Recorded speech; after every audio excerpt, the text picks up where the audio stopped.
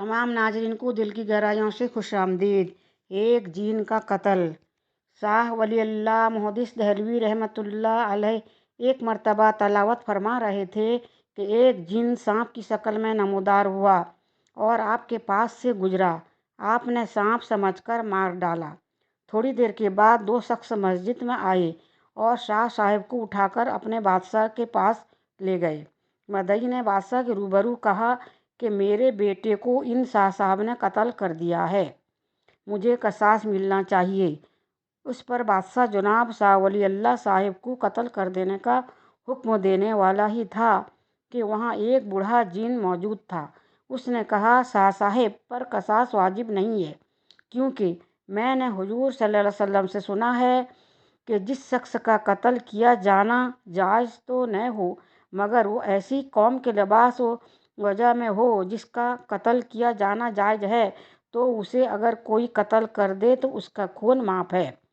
उस बूढ़े जिन ने हुजूर सल्लल्लाहु अलैहि वसल्लम की इस हदीस से इस्तेदलाल करते हुए कहा, क्योंकि ये जिन सांप की शक्ल में था जिसका कत्ल कर देना जायज़ है, इसलिए शाह साहब ने जबकि उसे सांप ही समझकर कत्ल किया है, तो इस हदीस के बेमो जब शाह साहब ने बेकसूर हैं और उन पर कोई कसास नहीं। बादशाह ने यह हदीस सुनकर शाह साहब को रहा कर दिया और वो दो जिन आपको अपनी जगह पर पहुंचाए।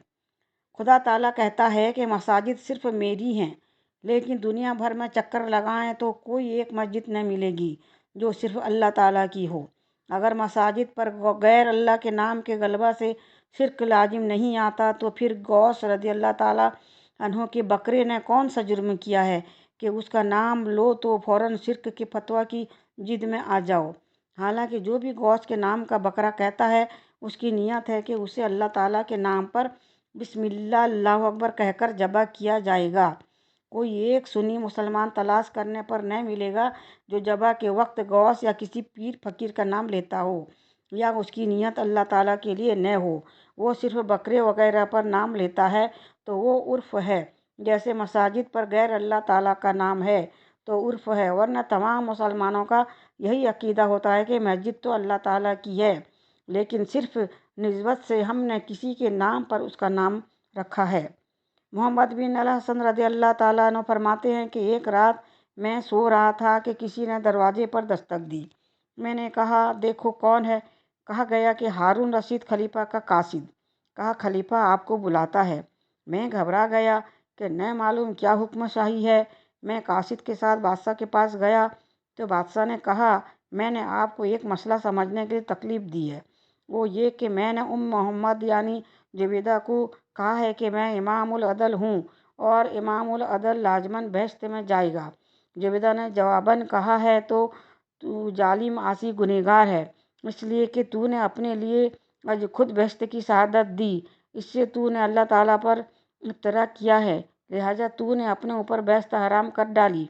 मैंने कहा, ऐ अमीरुल मोमिनीन, क्या तूने कभी गुनाह में मुब्तला होकर उस वक्त या बाद में खुदा का खौफ किया या न?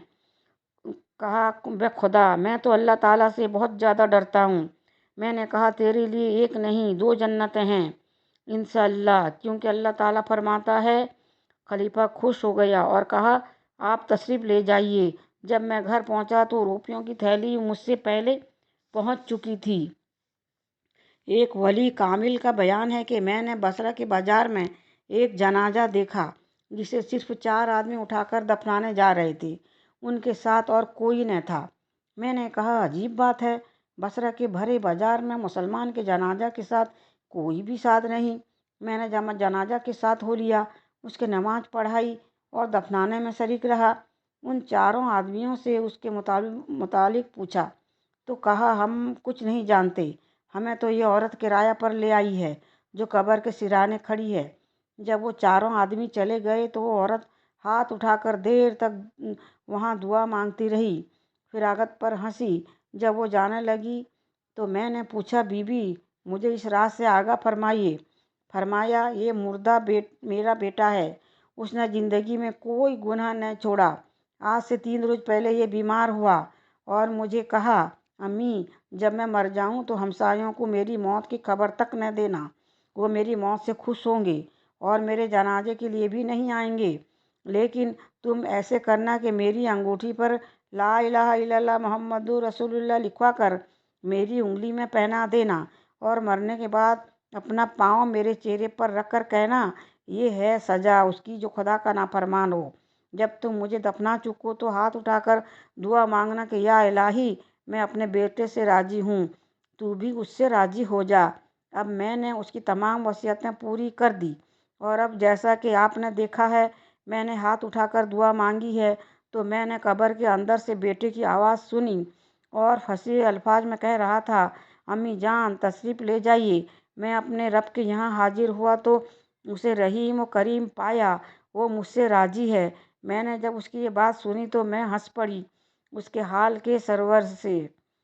کشف الاسرار میں ہے کہ اصحاب الاخج بت پرست تھے، اور صاحب جونو اس یمنی اس کے زمانے میں ایک جادوگر تھا۔ شعبدہ بازار کا ہن اور بادشاہی کا دار و مدار اسی کے شعبدوں اور جادو پر سمجھا جاتا تھا۔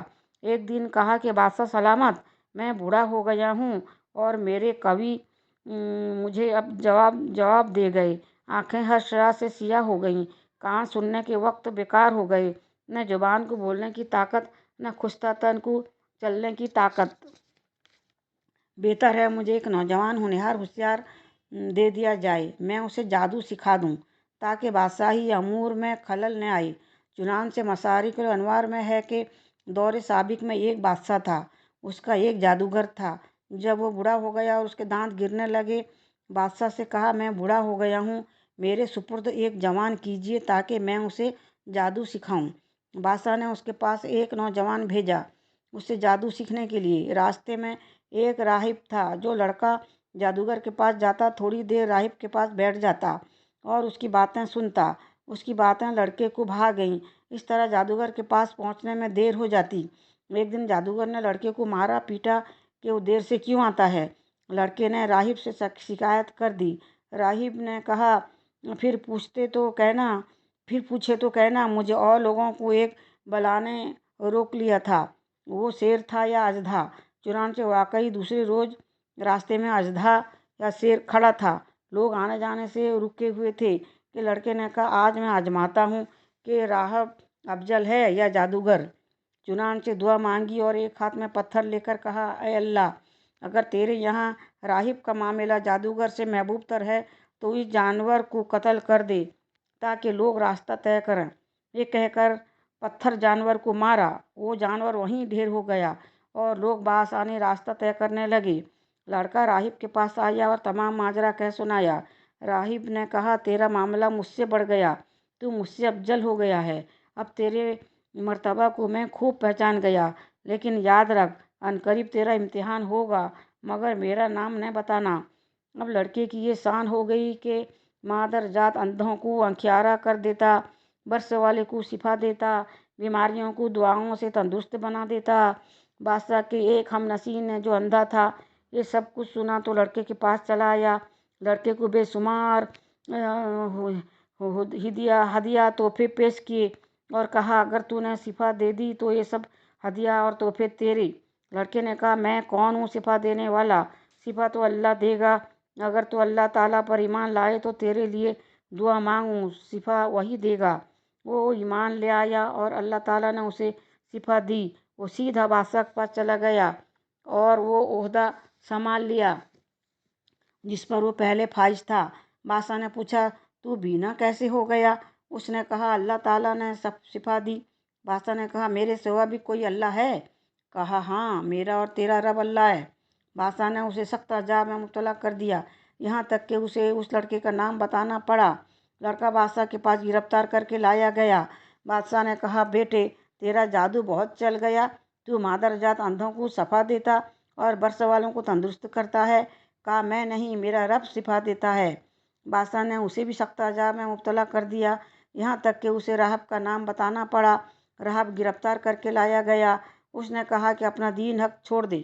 راہب نے کہا جان تو دے سکتا ہوں، ایمان نہیں دے سکتا۔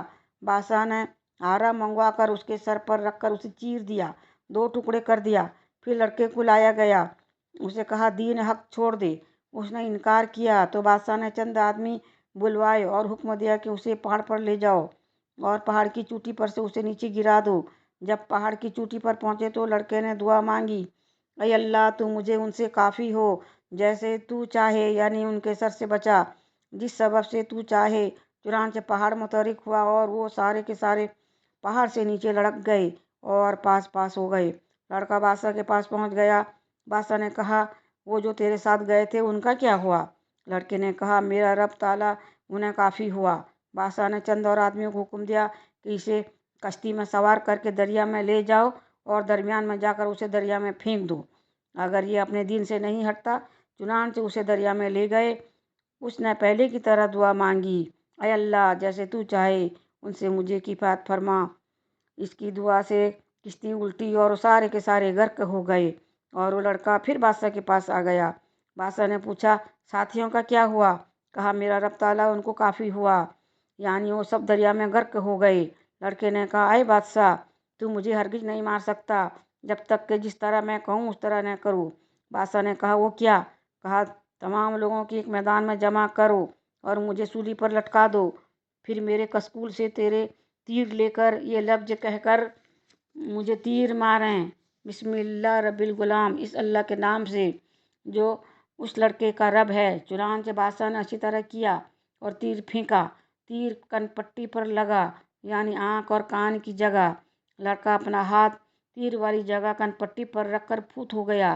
لوگوں نے یہ منظر دیکھ کر دین حق قبول کر لیا اور ایک زوردار نعرہ بلند کیا، ہم سب اس لڑکے کے رب پر ایمان لائے۔ لوگوں نے بادشاہ سے کہا کہ لیجیے، جس چیز کی روک تھام کر رہے تھے وہی پیش آئی۔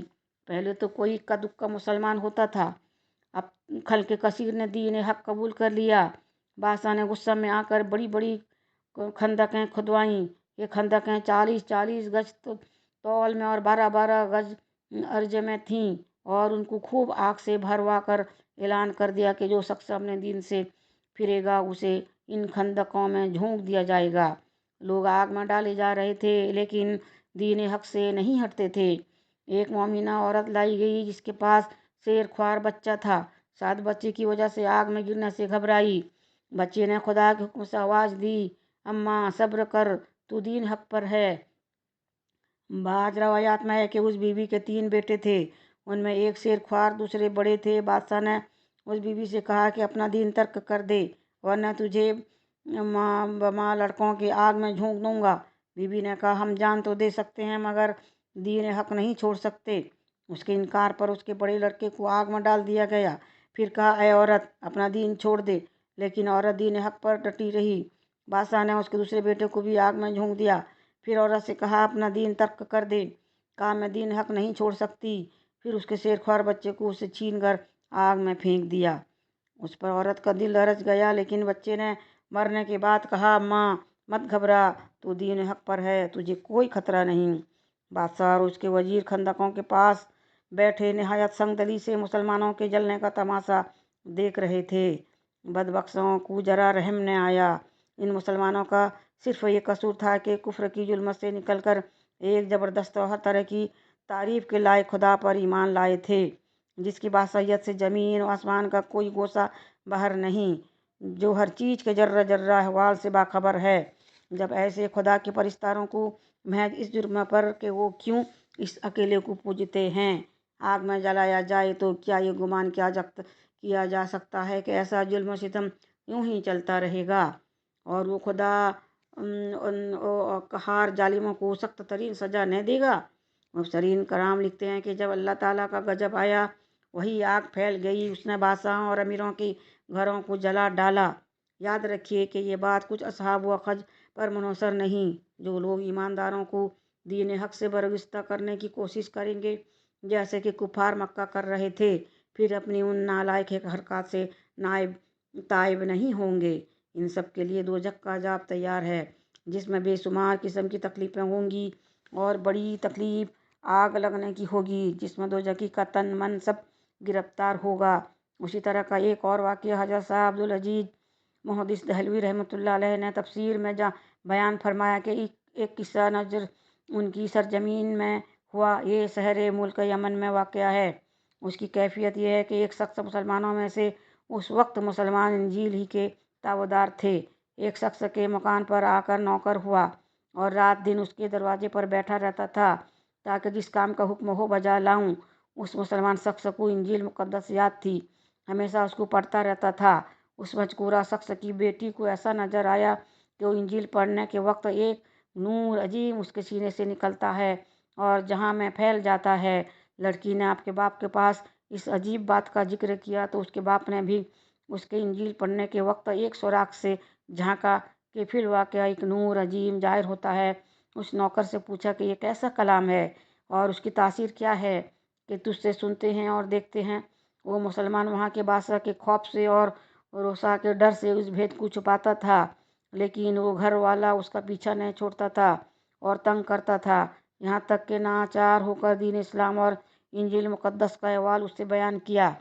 پس وہ اہل خانہ اور اس کی بیٹی دونوں فی الفور مسلمان ہو گئے اور انجیل پڑھ کر اس کی تلاوت میں مشغول رہنے لگے۔